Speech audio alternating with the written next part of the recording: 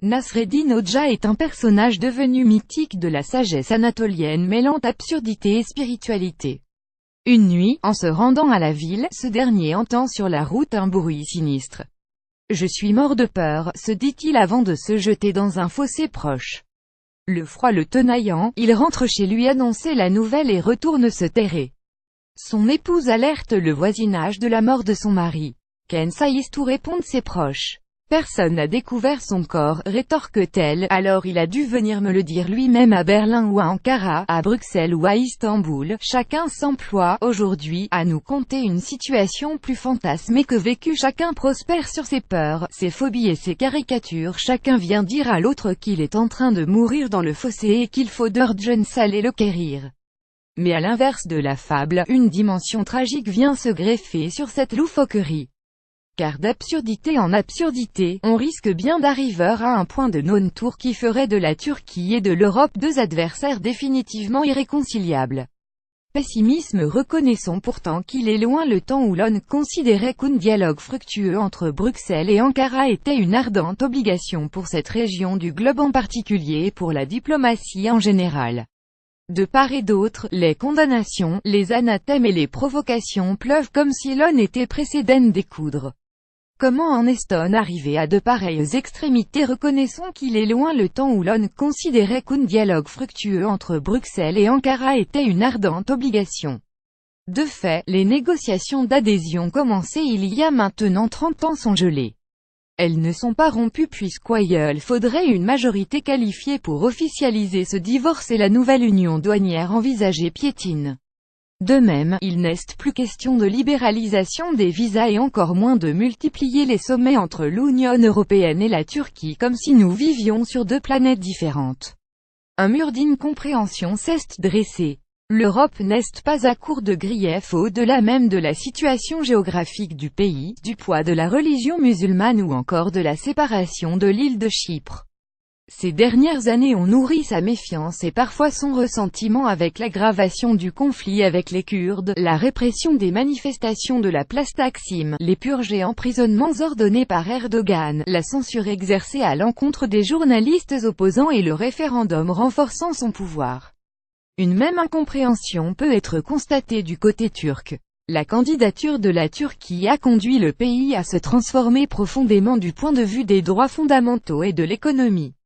Si l'élargissement de l'UE aux États de l'Europe de l'Est ne s'est pas fait sans débat, leur adhésion n'a pas suscité de débat aussi vif que la candidature turque.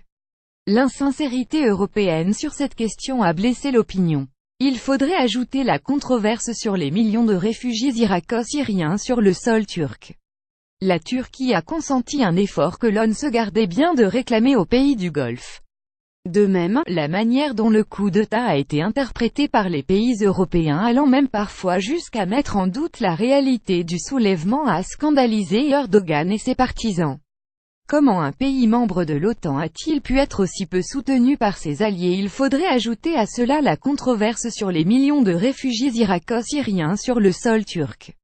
Là aussi l'attitude européenne a été ressentie comme empreinte d'un grand mépris alors que le pays consentait un effort que l'on se gardait bien de réclamer aux pays du Golfe. Mais arrêtons de dénombrer les motifs de discorde, les sorties d'Angela Merkel ou les sotties d'Erdogan et essayons de répondre à cette question simple. Bruxelles peut-il se passer d'Ankara pour répondre à ces trois défis majeurs que sont la lutte contre le terrorisme, l'accueil des réfugiés et le rétablissement d'un pouvoir fort et légitime en Syrie? Poser cette question, c'est déjà y répondre.